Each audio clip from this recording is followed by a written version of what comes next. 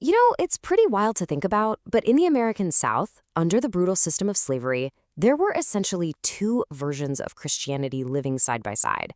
I mean, they used the same Bible and they often worshiped the same God, but they could not have been more different. So this is the story of that great religious divide, the faith the master used to control and the faith the enslaved forged to find their own liberation. Okay, so let's just dive right in with a quote that gets to the absolute heart of the matter. Frederick Douglass, who escaped slavery to become this incredibly powerful abolitionist, he saw this gap so clearly. He wasn't just saying that the religion of slaveholding America was a flawed version of Christianity. No, he argued it was its polar opposite, a corrupt, slave-holding, women-whipping, hypocritical faith that you had to completely reject to get to the real thing. So what did this divide actually look like on the ground? Well, on one side, you had a religion that was literally weaponized to enforce slavery. And on the other, you had this secret, resilient faith that became a source of identity, of dignity, and the hope for freedom. Let's dig into both sides of this incredible chasm. All right, first up, let's look at what was being preached out in the open, often with an overseer watching. This was the slave-holding religion. And it was a very carefully filtered version of the gospel, designed for one purpose and one purpose only, to create obedient, docile workers. This quote from Lucretia Alexander, a formerly enslaved woman, just perfectly captures the sheer monotony and, frankly, the hollowness of the official sermons. She remembered it was just endless repetition. The message wasn't about salvation or grace or the love of God. Not at all. It was a list of rules, and every single one was focused on protecting the master's property. So the main takeaway here is that this version of Christianity was just completely stripped of its liberating core. The gospel was twisted into a management tool. The highest virtue wasn't faith or love, it was absolute obedience to your earthly master, making it sound like that was the same thing as obeying God. And this ideology, it went so deep that even the promise of heaven was twisted. As former slave Frank Robertson remembered being told, even heaven was going to be segregated. I mean, it's just such a cruel and cynical vision, designed to keep that earthly hierarchy in place for all eternity. The reward you were offered was still a form of subjugation.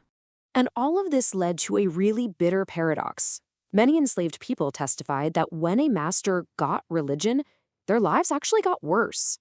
A master's conversion could mean stricter rules and harsher punishments, which were now justified as some kind of righteous discipline. In fact, these so-called Christian slaveholders got a reputation among the enslaved for being the hardest masters of them all. But that is only half of the story. Because in response to this gospel of control, the enslaved people created their own spiritual world. It was secret, it was vibrant, and it was a deeply authentic faith that historians today call the invisible institution. This faith was practiced in secret spots called hush harbors, and these could be anything: clearings in the woods, ravines, or even just a cabin where they'd hang a wet quilt over the door to muffle the sound. It was here, far away from the master's ears, that they could practice their own Christianity, a faith that spoke to their suffering and their hope. And Lucretia Alexander, the same woman who described the master's empty sermons, she also talked about the alternative. She said when they wanted a real meeting with some real preaching, they'd gather in secret, sometimes having to whisper their prayers and their hymns. This was where they found true spiritual community. And we really can't overstate the risks here. Attending one of these secret meetings was a huge act of defiance. If you were caught, the punishment was brutal. I mean, severe floggings were common.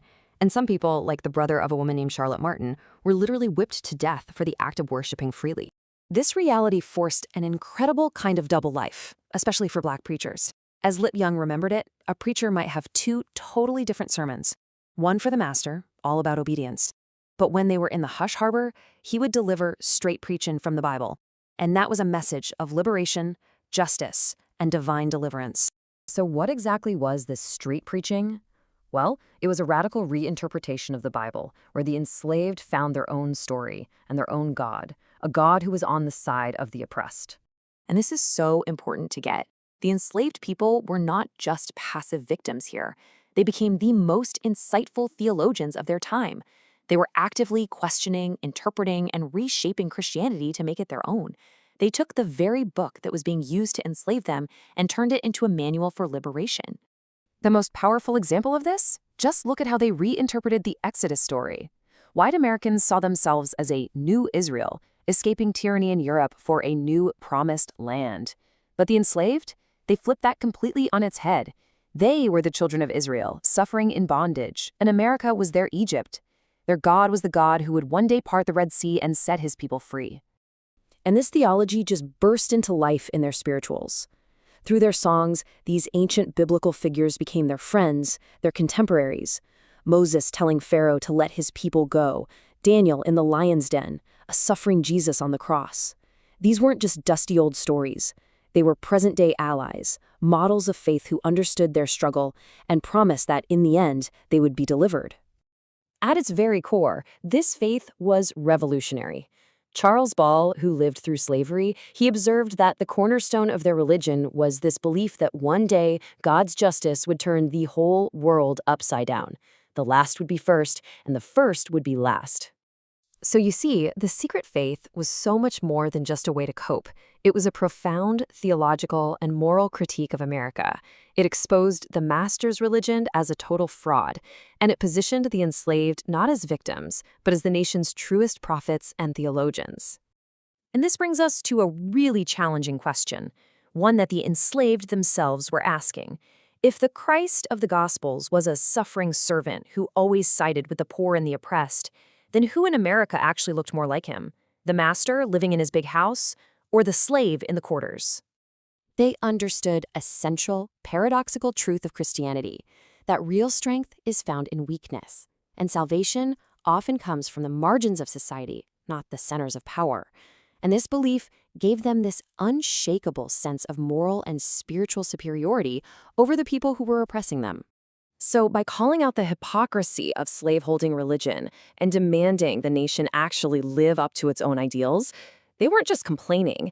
They were acting as true theologians and prophets, speaking truth to power, just like Isaiah, Jeremiah, and John the Baptist did. In the end, this hidden faith created what the writer James Baldwin later called a spiritual aristocracy. It was this deep conviction that, no matter what the world told them, they were children of God, and they had infinite value. This internal sense of worth was a powerful shield against the daily attempt to dehumanize them. And that leaves us with this final question. This hidden history of two Christianities, one of power and one of prophetic resistance, it isn't just a story about the past. It forces us to ask a timeless question, one that's just as relevant today. Is faith a tool to uphold the powerful, or is it a force that empowers the oppressed?